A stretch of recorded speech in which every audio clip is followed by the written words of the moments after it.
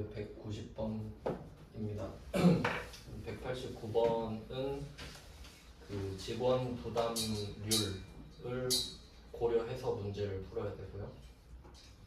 그 다음에 190번을 넣은 거는 가불금 때문에 넣었습니다. 가불금. 여기를 좀 표시해 두시고요. 가불금. 이제 가불이라고 하는 거는 월급날 전에 월급을 달라고 하는 거죠. 그럼 우리 입장에서는 내가 그래도 이번 달에 일을 한 게 있는데 좀 먼저 주면 안 되냐 이런 식으로 생각하고 요청을 하는 거잖아요. 근데 회사 입장에서는 이 가불금을 줄 때 그냥 돈을 빌려주는 걸로 생각합니다. 그냥 돈을 빌려주는 겁니다. 왜냐면 회사는 직원 월급날이 되면 그냥 비용 처리를 하는 거죠. 근데 그 전에 달라고 하면 그 전엔 비용 처리 절대 안 하거든요. 월급날이 안 됐으니까. 그러니까 그냥 돈을 달라고 하면 빌려준 걸로 해버리는 거죠. 그래서 여기서는 개정 과목이 임직원 등 단기 채권이라고 돼 있는데 뭐 임원이랑 직원이랑 주주까지 포함하는 개념입니다. 그러니까 뭐 특수관계인 정도로 해석하시면 되는데 뭐 직원 대출이나 이런 거 있죠. 그 직원 대출이 있다고 하면은 보통 좀 이자율 적게 해서 빌려주잖아요. 뭐 그럴 목적으로 뭐 만든 걸 수도 있고 그냥 따로 관리를 하겠다는 거죠. 다른 회사한테 돈을 뭐 빌려준 거랑 구분하는 거의 없긴 할 텐데 그러면 가불을 했다고 합시다. 100만 원을 줬다고 할게요. 회사 입장에서 100만 원을 줬어요. 근데 월급 아닌데 준 거잖아요. 그래서 그게 임직원 등 단기 채권이에요.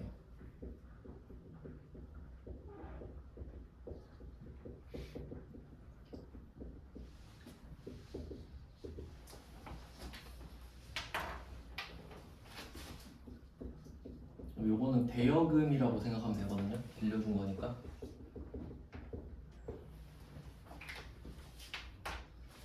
그리고 누구한테 빌려줬는지 써야겠죠. 여기서는 김정숙입니다.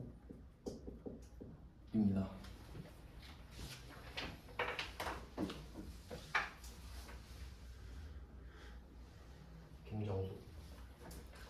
네, 가불 했을 때 이렇게 하거든요. 그러면 여러분이 지금 회사인데 이 돈을 굳이 돌려받을 필요가 있을지 한번 생각해 볼게요. 굳이 돈을 돌려받을 필요가 있나? 월급날 까면 되죠 그냥. 월급날 그냥 100만 원이야 그때 그거 빼고 준다? 이러면 되죠. 그러니까 얘는 공제에 포함이 되는 거죠. 아까 지급 내역이 있고 공제 내역이 있었죠. 그러니까 공제 내역에 들어가지 굳이 따지면. 그러니까 이 190번은 칸을 좀 잘라놓으면 급여, 상여금 이렇게 있잖아요. 상여금 오른쪽에다 줄을 쳐놓으면 되죠. 상여금이랑 국민연금 등 본인 부담액 사이에다가 줄을 그어놓으면 되죠. 그럼 그 왼쪽이 지급 내역이고 오른쪽이 공제 내역이 되는 거니까 네, 요걸 이해하시면 되겠고 그럼 이제 월급을 한번 줘볼게요. 네, 이 사람 월급날 됐어요. 영업부서니까 800번 급여 200 네, 요것도 옛날 문제네요. 그 다음에 얘는 상여금도 있죠. 상여금은 인센티브. 이건 뭐 매달 주는 건 아니죠. 얘도 비용입니다. 800번 얘도 비용, 쟤도 비용.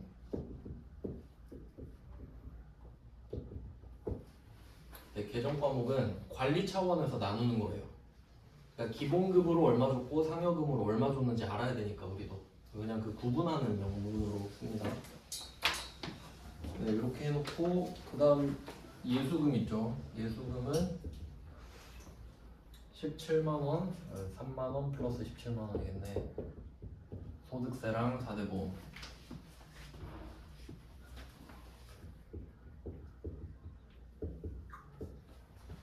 이렇게 하겠죠. 자, 근데 이 사람이 그러면 20만 원을 빼고 260을 받을 수 있을 것인가? 아니죠. 회사는 이 이야기를 하겠죠. 요거 까야지 요거. 그러면 이게 일로 오겠죠.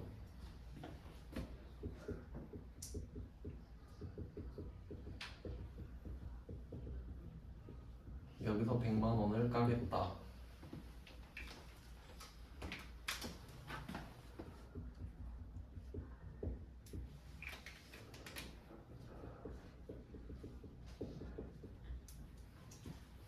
네, 이렇게 해결이 되는 겁니다. 그러니까 가불금은 굳이 받을 필요 없죠. 월급에서 까니까 항상 다음 월급에서 까면 되니까. 그리고 나머지 금액 160이겠죠? 그거는 보통 예금으로.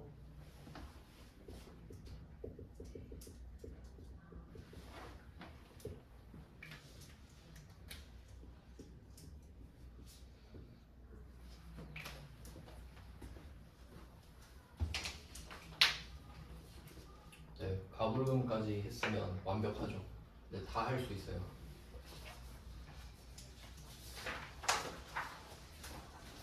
네, 그리고 일단 제가 실제 상황 때문에 설명을 드리는데 여러분이 그 시험 대비하실 때는 그 시험 출처 보셔야 돼요. 여러분은 회계 1급 위주로 보셔야 되죠. 그러니까 세무 2급이네, 아 이건 우선순위는 아니구나, 이 정도로 구분은 하셔야 됩니다. 그래서 다 써놓은 거니까. 그 다음에 191번 5페이지에 191번인데 얘부터는 이제 납부하는 거예요. 납부를 해보겠습니다. 5월분 급여 지급시. 참고로 그 원천징수를 하잖아요. 5개 명분으로. 그걸 다음 달 10일까지 내야 돼요. 항상. 먼슬리 업무인 거죠. 이번 달 거 거둔 거니까 1월 월급 주고 원천징수 한 거 있잖아요. 2월 10일까지 내야 돼요. 그래서 5월 분께 6월 10일 남은 거예요 지금. 딱 턱걸이로 내고 있는 겁니다. 늦게 내면 또 가산 붙거든요. 가산세. 그럼 5월분 급여 지급 시 원천징수한 소득세 100만 원 및 지방소득세 10만 원. 이거 보면서 무슨 생각해야 되냐면 납부잖아요. 원천징수를 하고 있는 게 아니라 했던 걸 납부하는 거죠. 그럼 이때 아까 제가 직원 부담률 알려드렸죠. 그걸 적어야 돼요. 소득세랑 지방소득세 직원 부담률 몇 %죠? 100%죠. 100%.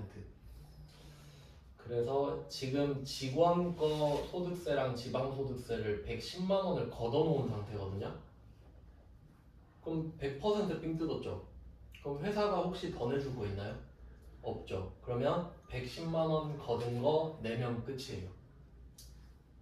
그러니까 직원 부담률을 이해하고 있어야 돼요. 그래서 아까 그 월급 줄 때 예수금 여기 있잖아요. 여기에 5개가 다 들어가 있죠. 근데 이 중에 일단 소득세랑 지방소득세만 빼서 내는 거거든요. 그건 100%잖아요. 우리 돈 하나도 안 들어가죠. 그러니까 이 예수금이 오른쪽에 있다는 걸 기억하셔야 돼요. 그럼 한번 납부를 해봅시다.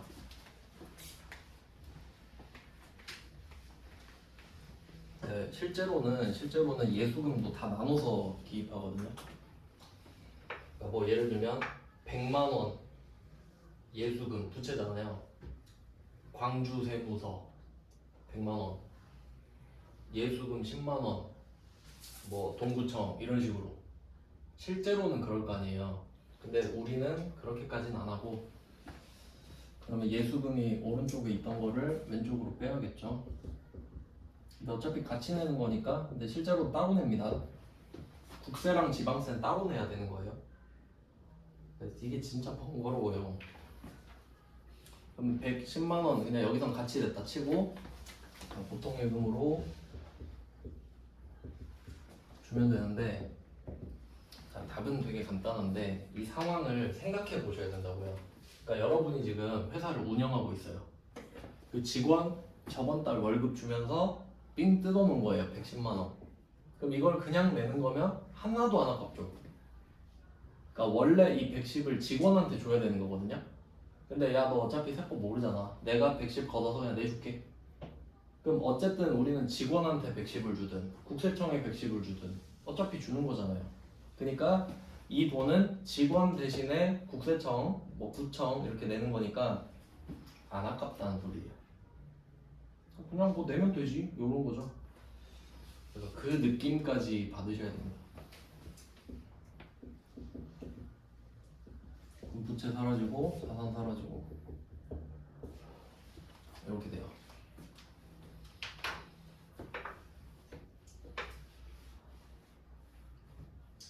네, 그래서 이 문제 보면은 소득세랑 지방소득세를 합쳐서 하라고 하잖아요. 원래는 아니니까. 아예 다른 데다가 내니까. 말도 안 되지만 그냥 해보세요 이거죠. 그래서 계속 말씀드리는 거예요. 이런 문제만 풀다가 가면은 다 따로 하니까 알고는 있어야 될 거 아니에요. 네, 그 다음은 192번입니다. 조금 더 업그레이드 됐네요. 지난달 영업팀 임직원들에게 급여를 지급하면서 원천 징수한 소득세, 이게 예수금으로 돼 있겠죠. 이걸 BC카드로 납부하였다. 이게 조금 더 수준이 높아집니다.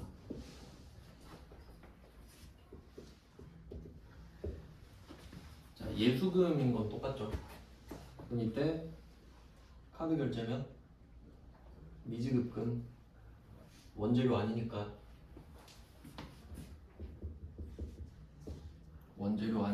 미지급금. 그럼 지금 카드 결제했는데 그럼 우리 카드 점표 받는 거 아닌가요? 그럼 카과 아닌가요? 카과? 세금엔 부가세가 안 붙죠. 소득세 냈는데 소득세 내려왔어요. 부가가치세도 내세요. 이러면 개 깡패 아닙니까? 세금에 세금을 또 붙여? 그러면 안 되죠. 소득세는 부가가치세가 안 붙잖아요. 부가가치세는 소비세잖아요. 그러니까 얘는 일반 정표밖에 못 쓰지. 부가세를 절대 낼 일이 없으니까. 그런 거를 알고 계셔야 됩니다. 갑자기 나중에 헷갈릴 때 있어요. 왜 카드 결제했는데 카과가 아니지? 그럴 때가 올 거란 말이에요. 지금은 그냥 막 시키는 대로 하니까 정신 없는데 여러분이 나중에 차분히 생각해보면 그럴 때가 와요. 그럼 얘는 똑같이 부채 빼고 미지급금, 얘는 또 부채죠. 카드 회사가 내주는 거잖아요 지금. 우리 돈으로 내는 거 아니죠 지금. 카드 회사야, 야 BC카드야 너 저거 좀 결제해, 내가 다음 달에 줄게 이거죠. 그럼 26만 원은 BC카드한테 다시 돌아가는 거죠.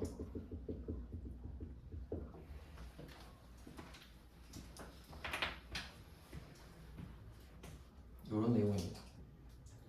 그리고 지금은 안 넣어놓은 것 같은데 여기에 그것까지 나올 수 있습니다. 카드 수수료. 카드 수수료 낼 수 있죠. 실제 이야기 말씀드리는 거예요. 카드 결제를 했으면 카드 수수료를 내야 되니까. 카드 수수료 나오면은 수수료 비용으로 하시면 돼요. 800번 수수료 비용. 근데 뭐 없으니까. 요거는 국세청이 내주나? 뭐 말 안 했으니까 안 하시면 됩니다. 회계 1급이라 말 안 한 것 같아요.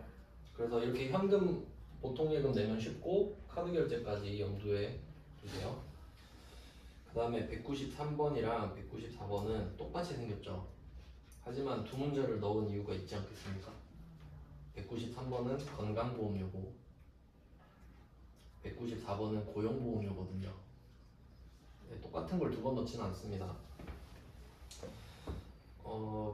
근데 하나만 풀면 되죠 사실. 똑같을 거니까. 그리고 그 말씀드렸죠. 건보료는 진짜 반띵이 맞거든요. 그 보시면 회사 부담분이랑 종업원 부담분이 반 맞죠?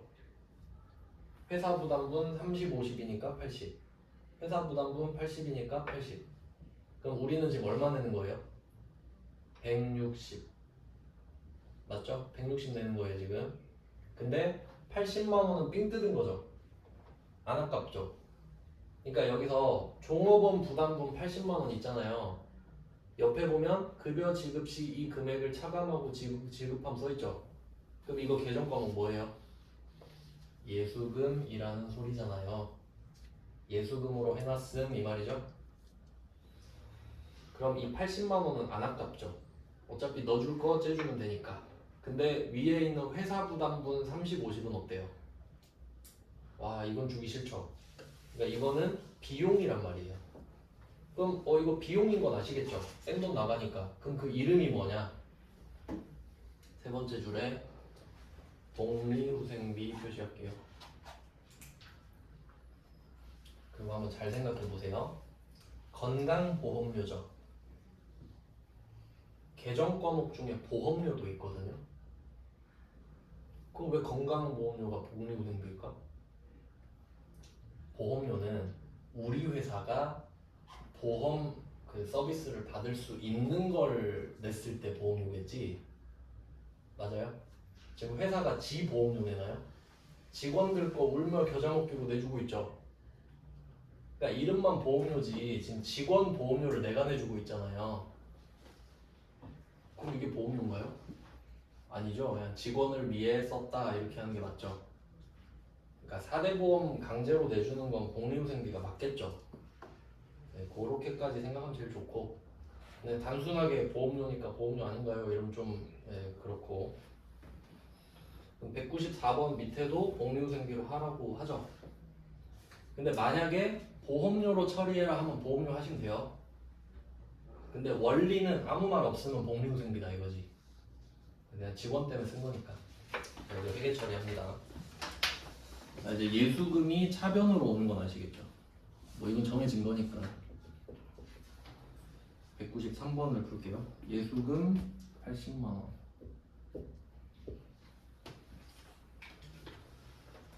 재감소.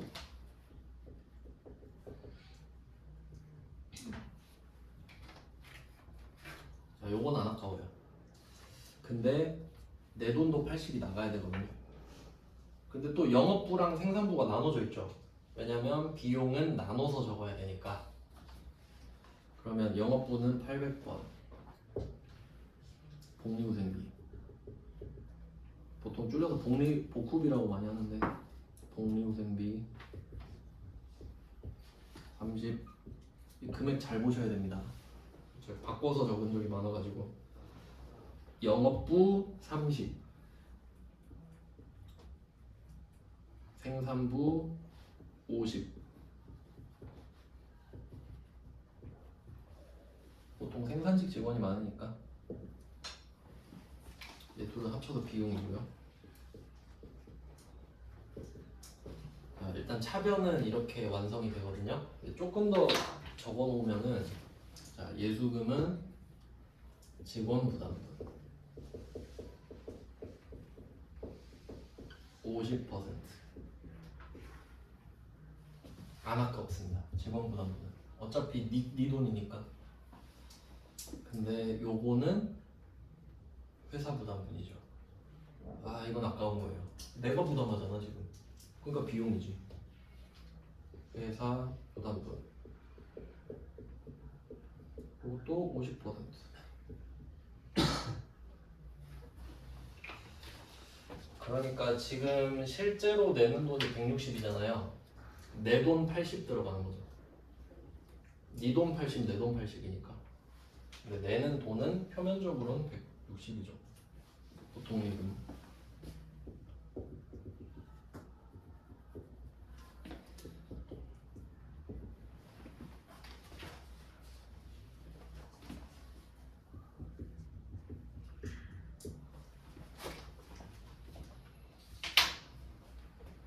요게 4대 보험료를 납부해주는 회계처리인데 위쪽에 191번 소득세 납부랑 비교해 보시면 당연히 이게 더 어렵죠. 그러니까 직원 부담분 100%면은 예수금으로 끝이잖아요. 근데 회사 부담분은 내가 회사니까 비용이 들어가야 된다는 소리죠. 그러니까 고용보험, 건강보험료, 국민연금 나오면 이렇게 풀어야 됩니다. 정해져 있죠 답이. 그러니까 요걸 이해하면서 풀려면 5개 삥 뜯기는 걸 알아야 되잖아요. 그래서 앞에 설명드린 건데, 네, 한번 생각해 보세요. 여러분 이거 처음 배우잖아요. 누가 다 이해하면서 배우겠습니까? 솔직히 그렇잖아요. 근데 저는 그렇게 외워서 하는 건 별로 의미가 없다고 생각해가지고 좀 오래 걸려도 제대로 하는 게 낫죠. 그 다음에 6페이지 가보시면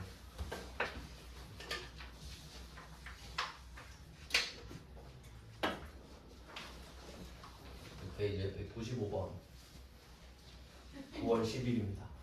좀 느낌이 오죠? 10일이네. 뭐 내는가 보다. 국민연금이죠. 연금보험료. 이번은 영수증이 있네요. 그러니까 실제로는 이래야 되는데 우리 시험은 이게 너무 미흡하죠. 실제로 이게 날라오죠. 저도 어제 이거 받았는데 네, 납부자용 써 있습니다. 그럼 일단 얼마 내야 되는지부터 확인을 할게요. 220만 원이네요. 확인하셨죠? 그 다음에 종업원 부담분 110만 원 확인하셨죠? 회사 부담분 40에 70 확인하셨고 얘는 세금과 공과로 발해요. 하라는 대로 하면 됩니다. 예 알겠습니다 하면 되죠. 자 그리고 오늘이 9월 10일입니다. 오늘 내는 거 문제 없죠? 10일까지 낸다 그랬으니까. 근데 밑에 보시면 납기 후 금액 있죠? 납기는 납부기한입니다. 줄여서 많이 쓰는데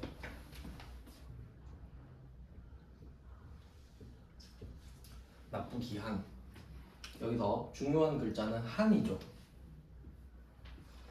그러니까 납부기간이 있고 납부기한이 있죠. 납부기간, 납부기한 두 개 같은 말 아니죠? 납부기간은 사이 간자잖아요. 앞이랑 뒤가 있지. 1일부터 31일까지가 기간이죠. 그럼 그게 기간이면 마지막 날만 기한이지. 당연한 거죠. 그러니까 기간 하면 날짜 2개 나오죠. 그럼 기한 하면 날짜 몇 개 나와요? 1개 나오겠지. 끝날짜만 적으니까. 그러면 납기 후인가요 지금이? 아니 오늘 납기 전이에요. 맞죠? 납부기한 안 지났잖아요 지금. 오늘까지니까. 그럼 우리는 220 내면 돼요. 맞죠? 근데 만약에 야 네가 11일부터 내면은 나는 이거 66,000원 더 받을 거야 이 말이죠. 그러니까 날짜부터 확인하셔야 돼요. 우린 안 늦었어요. 맞죠? 그러니까 66,000원이랑 상관이 없지. 근데 저라면 며칠로 낼까요? 난 11일로 내지. 그럼 그것도 알아야 되잖아요. 그거 설명하려고 지금 넣은 건데. 자 그러면 220만 원은 예상이 된 금액이죠. 우리 알고 있었죠? 그러면 220은 이 포맷 그대로 가는 겁니다. 근데 66,000원은 어때요? 예상치 못한 금액이죠. 걔만 따로 세금과 공과 처리하면 되는데 여기서는 섞여버리니까 잡손실 같은 걸로 낼 것 같아요. 저라면. 왜냐면 제때 냈으면 220 내고 끝이죠. 근데 하루 늦은 거야. 근데 여기 공단에서 아니 누가 늦게 내래? 이렇잖아요. 그럼 66,000원은 내 실수로 지금 더 나간 거죠. 그러니까 잡손실 이렇게 해도 되지. 뭐 그렇게도 나올 수가 있겠죠. 좀 이렇게까지 내나 했어요. 근데 겁만 주고 제때 냈죠. 그러니까 이게 회계 1급의 수준이라 생각하시면 돼요. 그러니까 이게 급이 난이도를 정해버리거든요. 그러니까 여러분 시험에서는 어려운 문제를 낼 수가 없어요. 그러니까 막 억지도 부리고 그러는 거예요. 쉽게 만들려고. 네, 그렇게 보시면 되겠고 그 다음에 196번 이게 끝판왕인데 세무 2급 거지만 역시 실무 지식을 쌓기 위해 보겠습니다. 자, 본인 부담분 예수금이죠. 196번 왼쪽에 본인 부담분 예수금인 거 아시죠? 그러면 예수금이 얼마냐라고 하면 그 옆에 가로줄 쭉 더하면 예수금이죠. 10만원, 만원, 5만원, 3만원, 2천원, 850원 합쳐서 예수금이죠. 그러니까 표가 어떻게 생겨도 이해할 수 있어야 된다 했죠? 회사 부담분은 위에 거 다 합치면 되죠. 근데 문제 두 번째 줄에 보시면 국민연금은 세금과 공과로 하래요. 그러니까 회사 부담부는 비용 처리해야 되잖아요. 그러니까 직원 부담부는 뭐가 됐든 간에 다 예수금이죠. 그냥 절대 예수금이죠. 근데 회사 부담부는 세금과 공과 하라고 하면 해야 되고 보험료 하라 그러면 해야 되고 그렇잖아요. 근데 국민연금 5만 원만 세금과 공과 하라 그러고 건강보험이랑 장기요양은 또 복리후생비 하라 그러고 고용보험이랑 산재보험은 또 보험료 하라 그러네. 이거 완전 똥개 훈련이죠. 그럼 그것끼리 동그라미 치면 되잖아요. 국민연금 5만 원 하나, 건강보험 장기요양 합쳐서 32,000원 하나, 그 다음에 고용보험 550원, 산재보험 1200원 하나, 이렇게 세 덩어리 나오죠. 그러니까 비용은 세 개로 써야 돼요. 예수금은 무조건 하나지. 네, 그 원리만 아시면 되죠. 머릿속에 그려지죠. 그렇게 하시면 돼요. 그러니까 이게 지금 다 낸 거잖아요. 그러니까 회계 1급은 하나씩 내죠. 국민연금 하나, 건강보험 하나, 고용보험 하나. 근데 세무 2급은 그냥 다 내라 이러잖아요. 이 정도 수준이란 걸 아시면 되고 실제로는 이렇겠죠. 누가 뭐 하나씩 냅니까? 다 내지. 네, 이렇게 하면 인건비가 끝이 났어요. 네, 어떻게 지금 뭐 배웠는지 생각해 봅시다.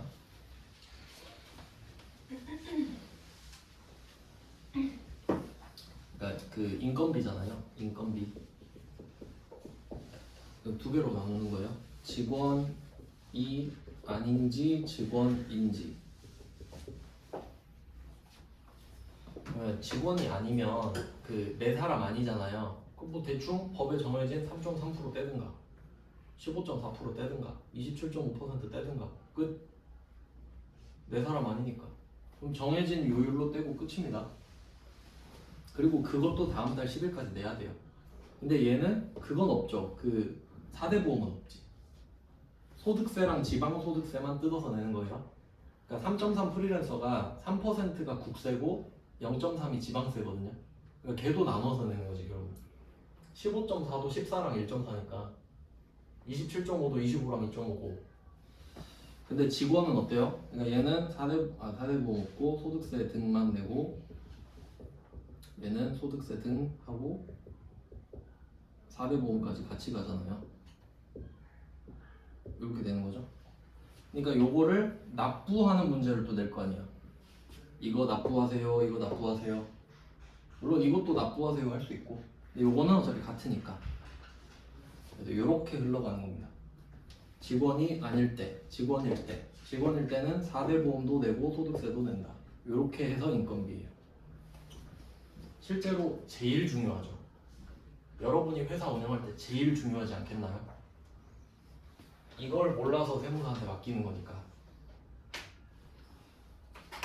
4대 보험료 같은 경우는 노무사한테 물어봐야 되거든요. 또 인사 쪽이라서 뭐 세무사도 알겠지만. 네, 그 다음은 이제 7페이지예요.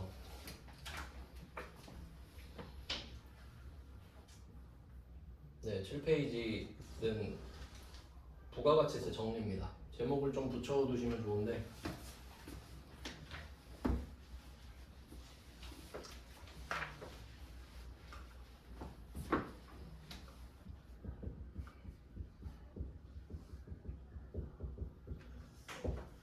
네, 요런 것 때문에 부가가치세가 지금 부채에 나오고 있잖아요. 그래서 얘를 그 사이에 부가세를 해버린 거예요. 자산과 부채 사이에. 그럼 자산 배우고 부가세 배웠으니까 배웠던 거 하면 되잖아요. 부채에서. 얘는 왜 부채에서만 배우냐면 부가가치세 정리를 법인은 4번 신고납부를 하거든요. 4번 신고납부를 해요. 그럼 분기 말마다 정리를 해요. 분기 말마다. 왜냐면 내가 내기 편하려면 정리를 해놔야 될 거 아니에요. 그래서 그 회계 처리를 하는데 얘는 분기 말이라고 생각하시면 되겠죠. 분기 말. 3 말일, 6 말일, 9 말일, 12 말일. 4번 해야 되니까. 그러면 얘는 부가가치세랑 관련이 있잖아요. 그러니까 이것 때문에 그러니까 부가세 신고할 때 편하려고 메인 매출 전표를 쓰는 건데, 그럼 한번 생각해 보세요. 여러분이 메인 매출 전표를 입력을 해보셨잖아요. 되게 편한 거거든요. 금액이 쪼개지니까. 근데 그거 엑셀로 친다 생각해 보세요. 답 없어요, 진짜. 부가세 정리할 때 돼봐요. 다 11로 쪼개서 더하고 있어야 된다니까. 말이 안 되잖아요. 그래서 프로그램을 사서 쓰는 거예요.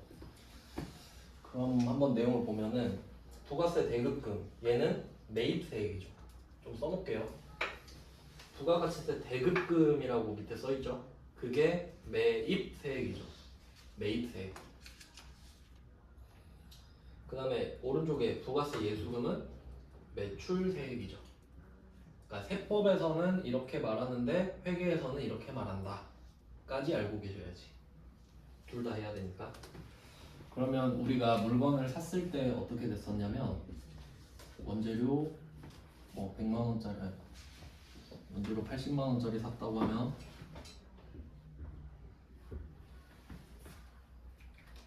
부가세 8만원도 같이 내야 되죠.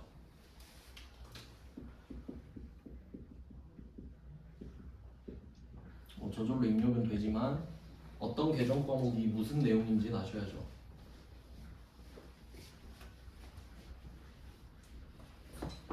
자, 그럼 성격을 보면은 원재료 자산이에요. 부가세 대급금도 자산입니다.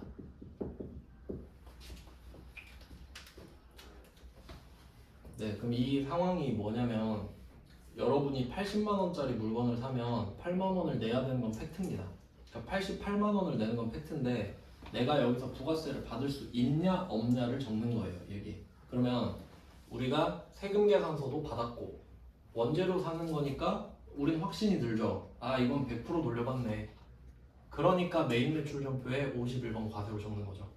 그래야 구분 기재가 되니까. 그럼 이건 돌려받을 수 있는 부가가치세란 뜻이죠. 그럴 때만 이렇게 적으니까. 그럼 만약에 우리가 80만원짜리 접대했어요. 접대하면 88만원 내는 거 똑같죠.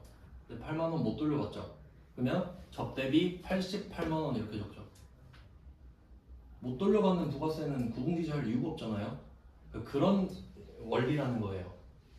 그러니까 메인 매출 전표는 증빙받고 돌려받을 수 있거나 내는 부가가치세만 기록하는 거지. 그럼 이거를 100번 쓰면 부가세 대급금이 8만원짜리가 100번 쌓이겠죠. 그럼 800만원이 돼 있을 거 아니에요. 그러니까 우린 그 결과만 정리한다 이거지. 3개월마다. 알겠죠? 무슨 말인지?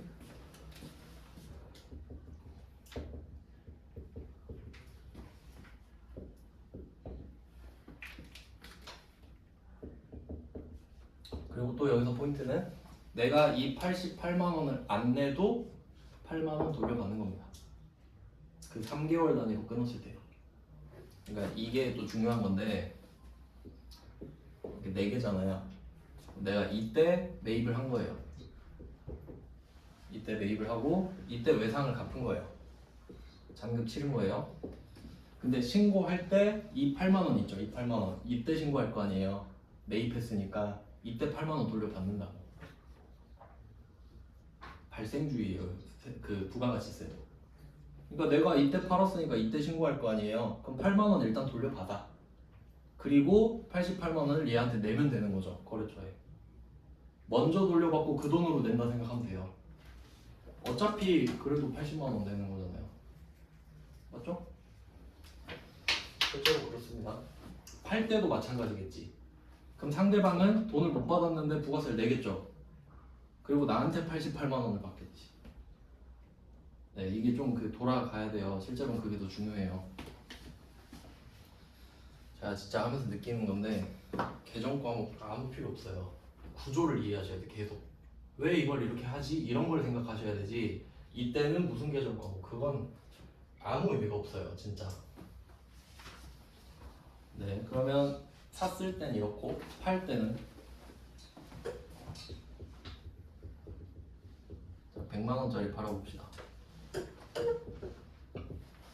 그러니까 이게 얼마나 복잡해지는 거냐면, 그 혹시 재고자산 때 기억나요? 100만원에 팔아도 밑에 그 제품 80만원 없어지고 뭐 그런 거 있었던 거. 원래는 그거까지 가야 되지. 제품 매출 100, 제품 80, 부가세 10 이렇게 들어가야 돼. 원래 회계랑 세법이랑 같이 들어갈 거 아니에요 실제로. 근데 다행히 회계 프로그램 특성상 원가는 안 적어도 된다 했죠. 그니까 부가세만 적는 거지. 다행히도. 그니까 프로그램을 쓰는 겁니다.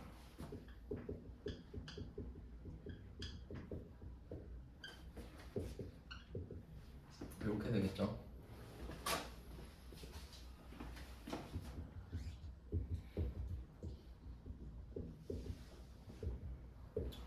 그럼 얘는 조체적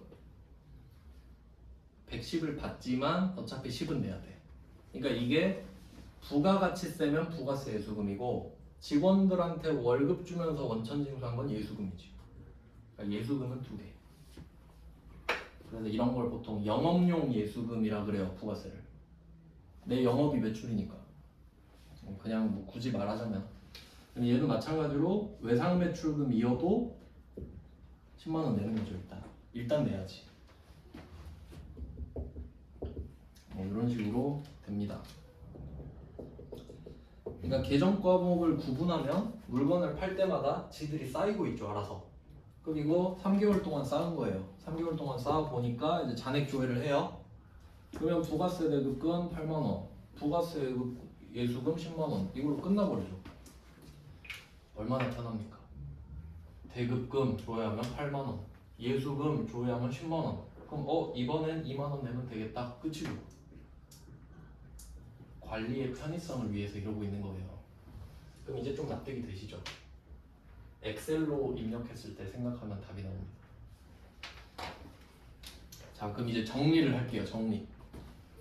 그럼 정리하면 얘도 없어지고 얘도 없어지고 반대로 가야 정리가 되니까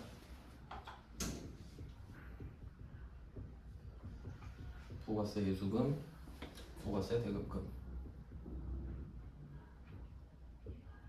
자, 이제 이 원리를 이해하셨으면 부가가치세 정리는 자리가 정해져 있습니다. 맞죠? 혹시 바뀔 일이 있을까요? 절대 없습니다. 절대로. 불가능하죠. 그건.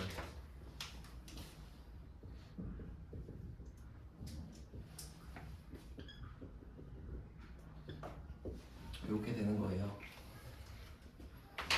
그럼 또 내용을 생각해 볼게요. 예수금부터 보겠습니다. 그럼 우리가 110만 원을 받았다고 합시다. 현금으로. 그러면 이 중에 10만 원은 내야 될 돈이라고 생각하라는 뜻이죠. 지금. 근데 가계부 쓰는 사람은 이게 안 된다고요. 110 들어왔으니까 다 써버려야지 이러죠. 근데 우리는 적으니까 10만 원은 내야 되는구나. 그럼 10만 원은 안 쓰고 있겠죠. 적혀 있으니까. 그래서 복식부기를 하는 거예요.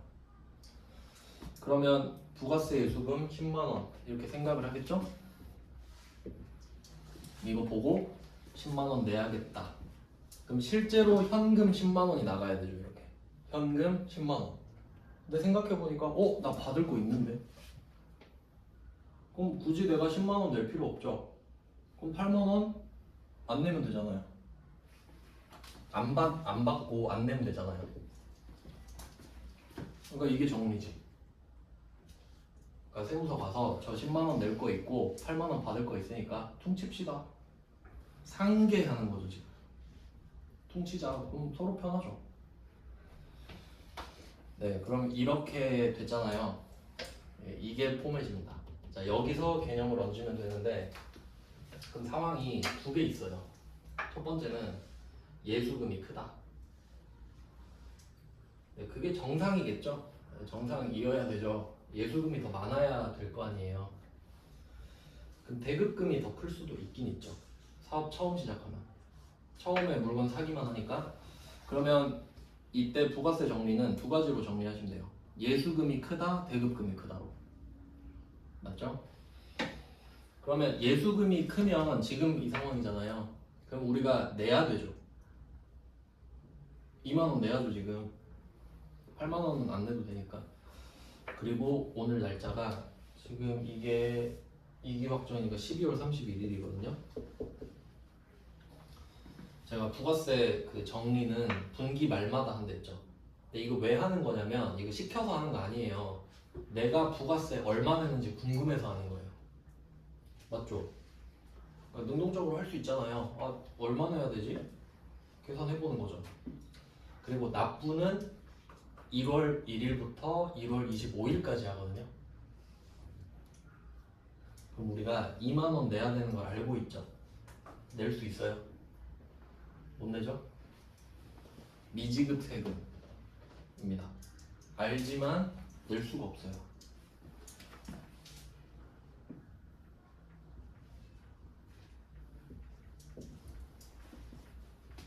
이거 세무서겠죠?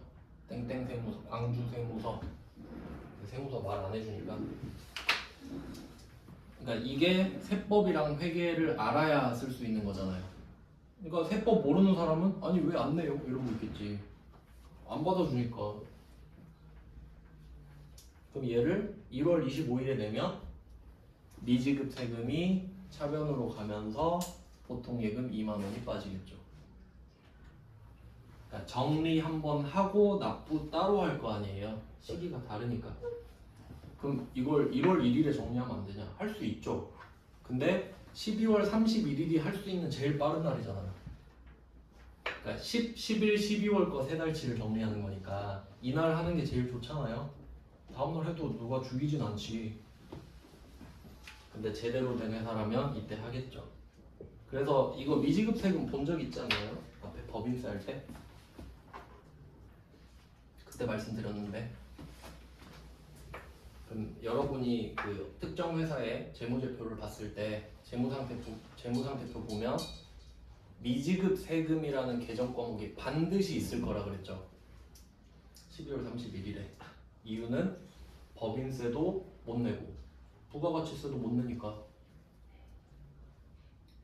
법인세가 1월부터 3월까지 낸다 했잖아요.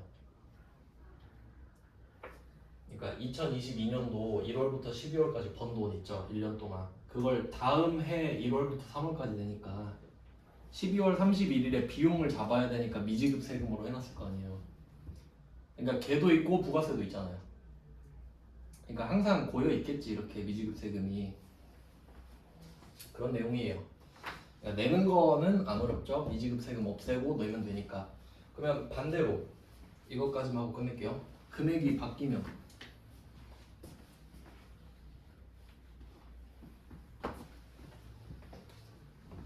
금액이 바뀔 수도 있죠. 이게 문제가 되겠죠. 이런 거 내면 특이한 거니까. 그러면 이 돈은 어떻게 해요? 내나요? 낼 게 없죠. 받아야죠 이제.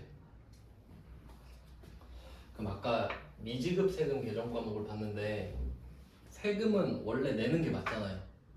근데 내는 건데 아직 못 냈다는 뜻이죠. 미지급 세금은. 나도 내는 거 아는데 안 받아주는데 어떡해 이 뜻이잖아요. 그럼 미수세금은? 이론상 미수세금이 있어야 되잖아요. 근데 그건 없어요. 미수세금은. 이유는 세금은 원래 돌려받는 게 아니잖아요. 세금은 원래 내는 거잖아요. 돌려받는 건 특이한 거잖아요. 근데 그 특이한 상황 때문에 미수세금을 만들 이유까지는 없다고 보는 거겠지? 그럼 뭘로 쓸까요? 그냥 미수금 쓰면 되지. 뭐가 그렇게 중요하다고? 이럴 일 자체가 별로 없으니까. 야 그런 일 어쩌다 있으면 그냥 미수금 써라 막 신나지 말고 이런 거죠. 그냥 미수금 세무서 달아놓으면 되지. 어차피 세무서 쓸 거니까. 뭐 요게 흐름인데 근데 뭐 가산세도 있고 해가지고 다음 시간에 제대로 하겠습니다. 지금은 좀 그 자리만 알려드렸고요. 그 안에 보면은 막 세액공제, 가산세 이런 거 있거든요. 그거까지 얹어서 다음 시간에 풀어보겠습니다. 그 실무랑 그 하고 계셔야 돼요. 이제 일주일 남았죠. 네, 고생하셨습니다.